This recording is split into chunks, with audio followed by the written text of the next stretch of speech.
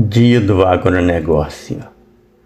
Hoje, dia 25 de fevereiro, comemoramos o Dia do Agronegócio, ou seja, a soma de todas as operações envolvidas na produção e distribuição de insumos agrícolas, as operações de produção na fazenda e as de armazenagem, processamento e distribuição dos produtos agrícolas e seus subprodutos, definição criada pelos pesquisadores de Harvard, Estados Unidos, John Davis e Ray Goldberg, em 1957. No Brasil, esse termo passou a ser utilizado com frequência a partir do início da década de 90, junto à criação da ABAG, que era chamada de Associação Brasileira de Agrobusiness. Em 2010, o nome foi alterado para Associação Brasileira do Agronegócio. Todos os agentes da cadeia de valor de alimentos e fibras e as instituições que a influenciam fazem parte do agronegócio. Para ficar ainda mais claro o tamanho da cadeia, dizemos que o agronegócio é tudo que engloba o antes, o dentro e o depois da porteira. Antes da porteira se refere a tudo que o produtor rural precisa para produzir, ou seja, os insumos, pesticidas, máquinas, fertilizantes, sementes, frota, entre outros.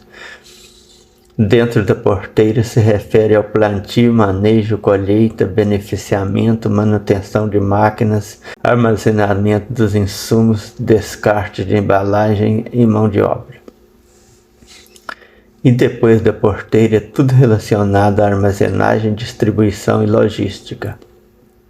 O mais brilhante de tudo isso é que o agronegócio brasileiro tem buscado aprimorar tecnologia e processos de produção e criar soluções para seguir o caminho da conciliação entre a produção de alimentos, fibras e energia e a conservação ambiental. Fonte ABAG.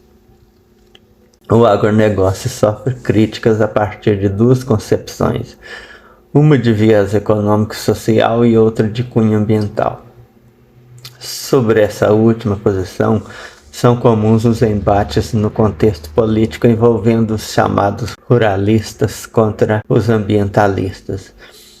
Esses últimos acusam frequentemente os primeiros de serem os responsáveis pela expansão desordenada das terras cultiváveis no território nacional, expandindo a fronteira agrícola e diminuindo a quantidade de reservas ambientais, áreas verdes.